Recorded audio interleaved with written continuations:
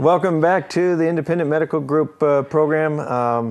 Kind of made a little adjustment on the camera here. Probably need to make a little bit more adjustment again. But what I want to talk to you about, Renee, is before the break, we were talking about, what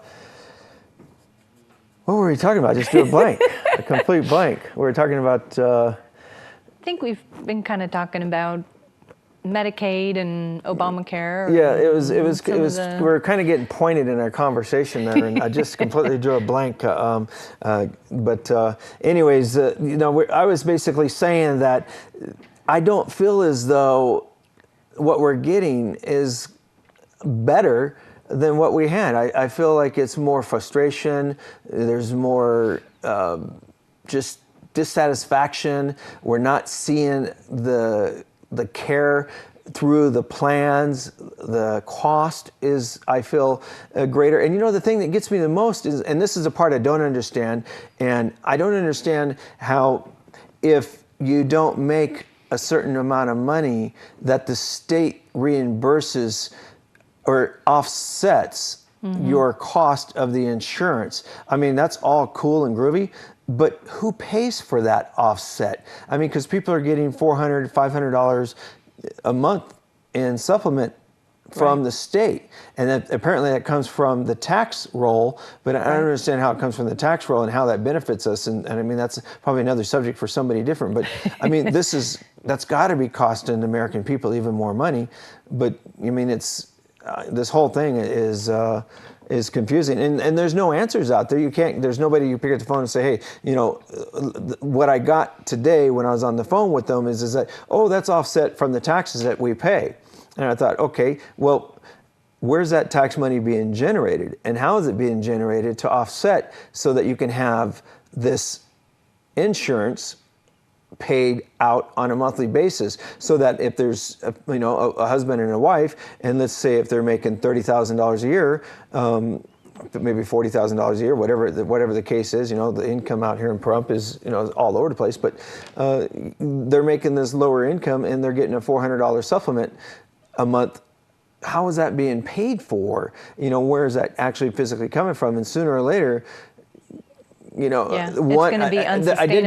I did get one thing, Renee, from a Blue Cross representative. He did say to me, he says, this is how it works. He says the higher people, the people that can't afford to pay insurance, he says they're the ones that are getting screwed, because they're paying for the people who can't pay for their higher premiums, are paying for those that can't afford the insurance. And it's kind of like, so the Medicare people, they've seen some of their funding go away and go into Obamacare. So now we've got some of the elderly people that have to pay higher co-pays in order for some of those plans to come online. So there's they always borrow from Medicare, but that's about the only way. Like you said, it's the people that have insurance and hopefully don't use it,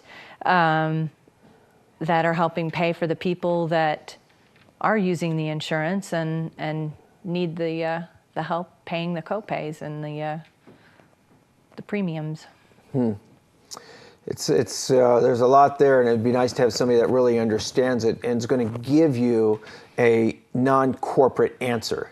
Because a lot of these answers that you're getting are so corporate, and it's just kind of like you can't get anything out of it. It's just this is ridiculous. Give me a real answer. Give me a person-to-person, a real human-to-human answer. On Facebook, Colleen basically says, so far I've seen Ranae and Dr. Savron. They do know how to treat their patients. They listen and don't force a bunch of medication on you. They are willing to hear your concerns and discuss everything in depth. And somebody else liked that. So somebody out there had a few nice words there to say about you. So they're following along pretty good on the conversation.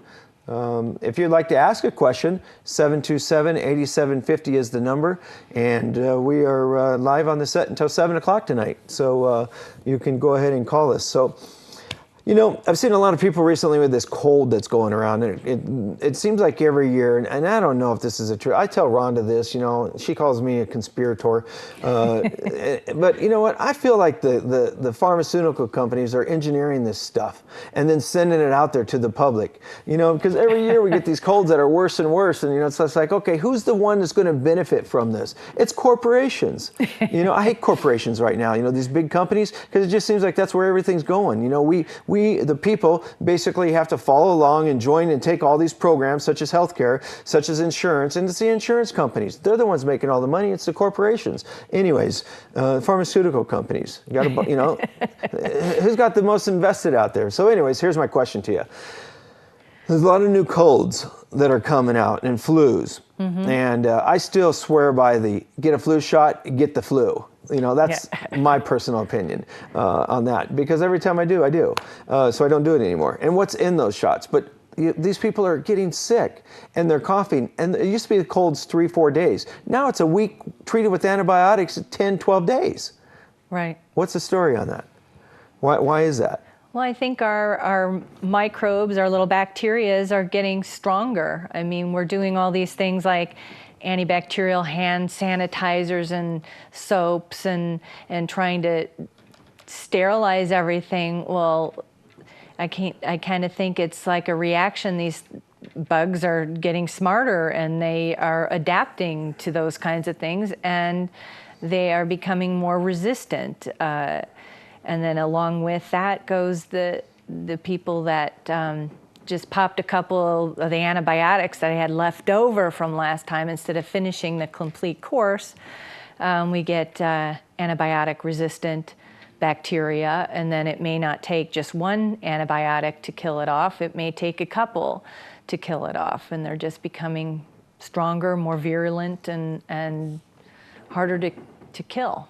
That's very interesting. Is there some studies on that? Have you seen anything that reflects that? There's a lot of studies out. So should we use less hand sanitizer? Because this is the way I am. I go to, I personally will go to a local store in town. What is it, Walmart?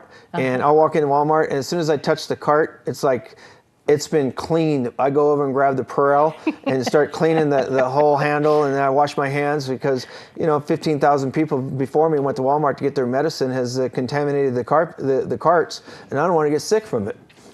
So am I hurting myself by doing that?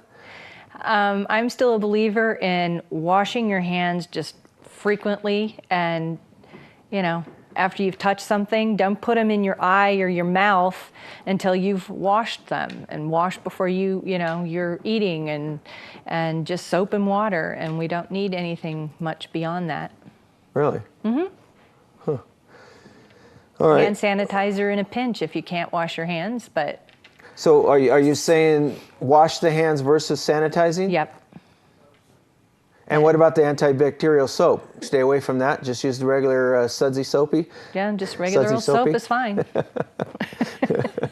All right, we're going to commercial break again. We got to pay some bills around here. We'll be right back in just a few minutes. I do have Ranae Goedhardt on the set with us. She's talking to us about all kinds of good medical stuff. So we'll be right back.